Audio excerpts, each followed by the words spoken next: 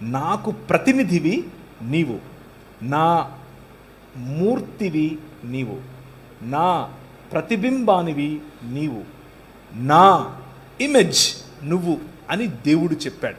ఇది దేవుని భావజాలం. కానీ మనిషి, నేను ఇంతకుముందు మీకు చెప్పినట్లుగా కాదు, నా ఇమేజ్లో నేను కోరుకుంటున్నట్లు ఈ సృష్టిలో ఉన్న దానిని నేను శిల్పము రూపములో చెక్కి దానికి ప్రాణప్రతిష్ఠ చేస్తాను అని కోరుకున్నాడు.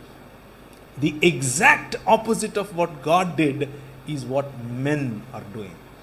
దేవుడు ఆలయ నిర్మాణం చేసి నిన్ను ప్రాణప్రతిష్ఠ చేసి నిలబెడితే నువ్వు ఆయన ఏర్పరిచినటువంటి క్రమాన్ని విడిచిపెట్టి నో అని చెప్పి ఒక క్రొత్త మందిర నిర్మాణం చేసి అందులో సృష్టిలో భాగమైనటువంటి వాటికి ప్రాణం పోసే ప్రయత్నం చేస్తున్నావు. దేనికి?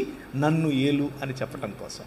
నువ్వు ఏలు అని ప్రభువు చెబితే నన్ను ఏలు అని నువ్వు ఈ సృష్టిని ఆహ్వానిస్తున్నావు. దాన్నే ఆవాహయామి అంటున్నావు.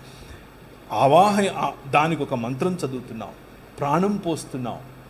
ఈ లోక మర్యాద చొప్పున నడుచుకోవటం వల్ల వచ్చినటువంటి పర్యవసానం ఏమిటి అని అంటే, భవనం లేకపోతే దేవుని మందిరంలో ఉండాల్సినటువంటి మనిషి మెల్లిమెల్లిగా ఆ మందిరములో ఉన్నటువంటి లేకపోతే ఆయన ఏర్పరిచినటువంటి సృష్టికి దాసుడయ్యాడు. సో మొదటి పాయింట్ నేను మీకు గుర్తు చేస్తున్నది ఏమిటి అని అంటే, వస్తాను అసలు పాయింట్కి. మొదటి పాయింట్ నేను మీకు గుర్తు చేస్తున్నది ఏమిటి అని అంటే, ఆలయంలో జీవుడు, ఆయన నిర్మించినటువంటి భూమి ఆకాశములనే ఆలయంలో జీవుడు. 7వ దినమున ఆయన కొంతమంది సోదరులు అడుగుతూ ఉంటారు, మీ దేవుడు ఏంటి అలసిపోయాడా, రెస్ట్ తీసుకుంటున్నాడు, 7వ దినమున విశ్రమించాడా అని అంటారు. విశ్రమించటం అనంటే 7వ దినమున ఆయన భూమి ఆకాశములను కలిపే విధముగా తన సింహాసనమును వేసుకొని కూర్చోవటం.